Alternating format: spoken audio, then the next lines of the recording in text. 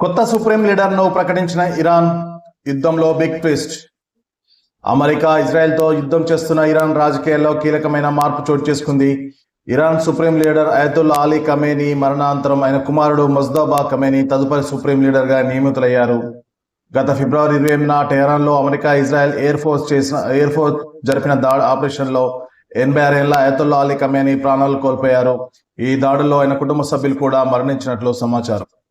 దేశంలో ఏర్పడిన రాజకీయ శూన్యతను భర్తీ చేసేందుకు ఇరాన్ మత పెద్దల మండలి అత్యవసరంగా సమావేశమై ముజ్తబా ఖమేనీని అత్యున్నత నాయకుడిగా ఏకగ్రీవంగా ఎంపిక చేసింది. అసలు ఎవరి ముజ్తబా ఖమేనీ?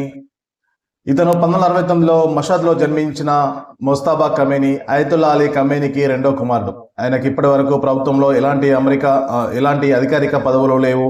అయినప్పటికీ గత 2 దశాబ్దాలుగా తన తండ్రి కార్యాలయాన్ని తెర వెనుక ఉండి నడిపించడంలో ఆయన కీలక పాత్ర పోషిస్తున్నారు. ఇక ముజ్తబాకు ఇరాన్ శక్తివంతమైన సైనిక విభాగం ఇస్లామిక్ రెవల్యూషనరీ గార్డ్ కార్ప్స్ తో అత్యంత సన్నిహిత సంబంధాలు ఉన్నాయి. 1980లో ఇరాక్ యుద్ధంలో పాల్గొన్న అనుభవం కూడా ఆయనకున్నది. ఇక మతపరమైన హోదా, ఆయనకు క్లెరికల్ విద్యను అభ్యసించే హుజ్జత్ అల్ ఇస్లాం హోదాను పొందారు. అయితే సుప్రీం లీడర్కు ఉండాల్సిన అయతొల్లా హోదా ఆయనకు లభించకపోవడం ప్రస్తుతం చర్చనీయాంశంగా మారుతుంది.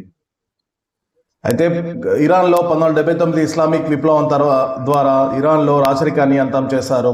ఇప్పుడు మళ్ళీ తండ్రి తర్వాత కుమారుడికి అధికారం అప్పగించడం ద్వారా అక్కడ వారసత్వ పాలన మొదలైందని విమర్శలు వినిపిస్తున్నాయి. మరోవైపు అమెరికా అధ్యక్షుడు డొనాల్డ్ ట్రంప్ ఈ నియామకాన్ని తీవ్రంగా వ్యతిరేకిస్తున్నారు. మా ఆమోదం లేకుండా ఏ కొత్త నాయకుడు ఎక్కువ కాలం నిలబడలేడు అని ట్రంప్ హెచ్చరించాడు. ముజ్తబా నియామకంతో ఇరాన్ తన పాత కఠిన వైఖరి విధానాలని కొనసాగించబోతున్నట్లు స్పష్టమవుతుంది.